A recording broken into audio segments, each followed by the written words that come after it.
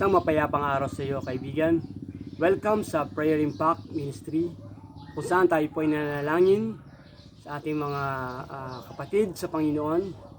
At sa araw na ito, ating pong ipanalangin ang mga nasalanta ng bagyong Enteng, na kahit nasa po ay nasa labas na ng bansa, ay ipag-pray po natin ang mga nasalanta po niya. Especially po sa lugar po ng Rizal. Ito po yung bayan ko. Ako po ay taga Cardona. Kaya patuloy po nating ipanalangin po ang mga kababayan po natin dyan po sa Rizal. Pero bago po tayo manalangin, isang verse po ang ating basahin. Basahin po natin ang Jeremiah 33:3. Call unto me, and I will answer thee, and show thee great and mighty things which shall thou knowest not. Basahin po natin sa Tagalog. Kung mananalangin ka sa akin, tutugunin kita at papahayag ko sa iyo ang mga bagay na dakila at mahiwaga na hindi mo pa nalalaman. So, sa verse po na ito, atin pong makikita na ito po ay isang simple at makabuluhang pahayag na puno po ng pag-asa at pangako na ang Diyos ay tumutugon sa mga tumatawag sa Kanya. Tingnan po natin yung Kanyang promise of restoration, ang pangako ng pagpapanumbalik or pag-restore niya, ibabalik niya. Number 1 po, yung pong seek God, hanapin ng Diyos. Ano po yung sabihin? Ito po yung ating pong pagtawag sa Kanya. Sabi niya, call unto me. Call unto me. Ito po ay isang panawagan ng isang panalangin na nagpapakumbaba, na ipinapahayag ang kanyang mga pangangailangan at mga pagsubok or mga pangarap sa buhay. At basahin po natin isa pong verse sa Bible sa Matthew 6:33. Ngunit higit sa lahat, bigyang halaga ninyo ang kaharian ng Diyos at ang pamumuhay ng ayon sa kanyang kalooban, at ibibigay niya sa inyo ang lahat ng mga bagay na ito. So, unahin natin ang Diyos sa ating buhay. Tayo ay lumapit sa Kanya na pinagmumulan ng lahat ng bagay. Na dun po na tayo po ay tutulungan ng Diyos. Pangalawa po na makita natin sa verse na ito, yung God's promise, yung pangako ng Diyos. Sabi niya, I will answer thee. Tutugunin ko kayo. Kung kayo ay lalapit sa akin at mananalangin, tatawag, I will answer thee. Ito yung promise ng Panginoon, na nagpapakita po ng kanyang presensya, na nandyan siya. At siya po ay nagre-respond, tumutugon, an active involvement. So, ang Diyos po ay gusto niya na maging kabahagi ng ating buhay. Yung gusto niya na mag-guide po siya sa atin. Magkakaroon tayo ng direction.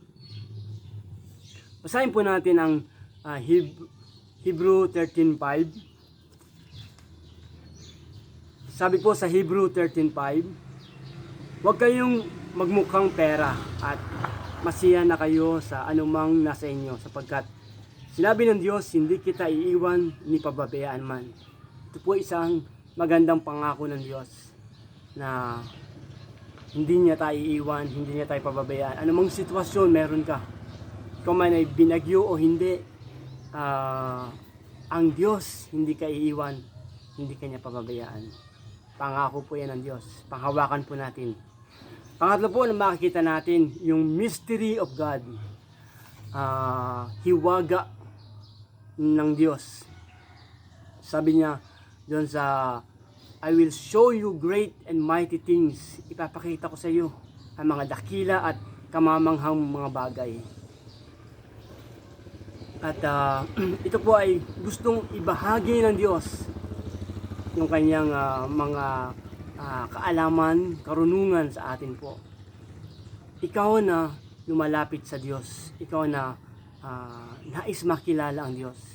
So ang Diyos, willing siya na ibahagi ang mga karunungan ito, ang magagandang bagay na kamangha-mangha sa mga tao na lumalapit sa Kanya.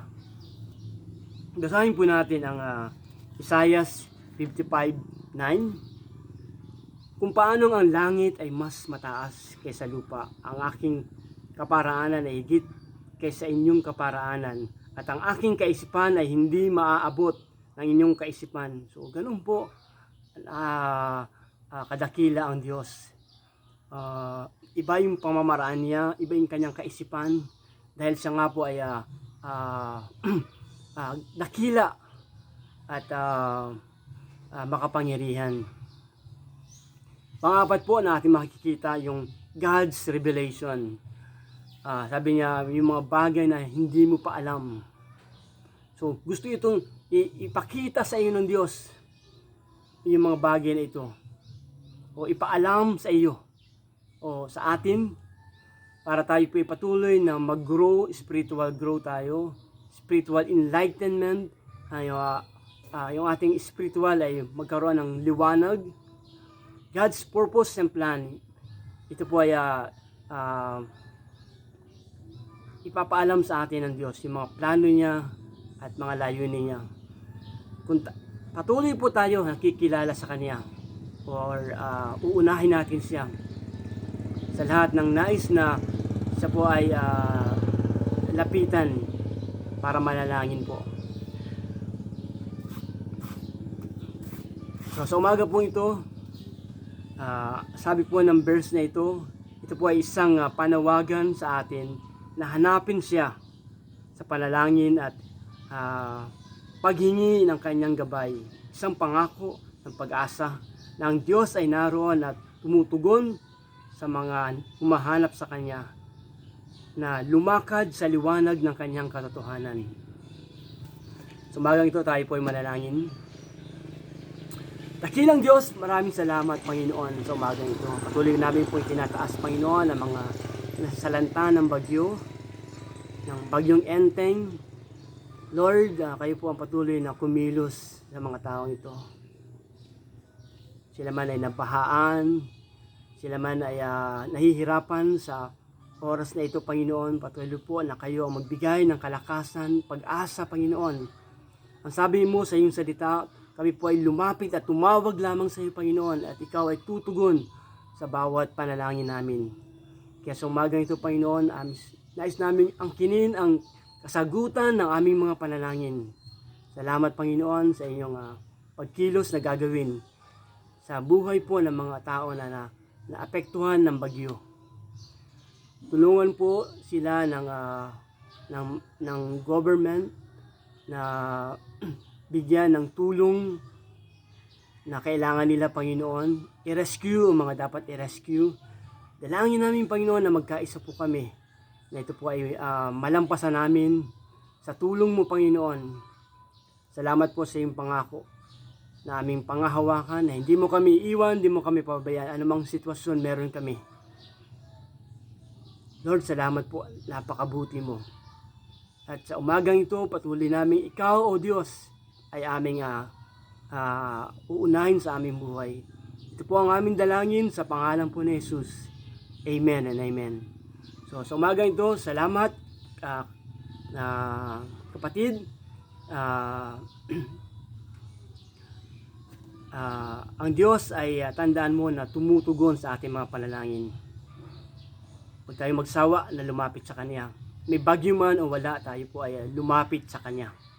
Ito po si Pastor Jeff, at God bless you, and to God be the glory.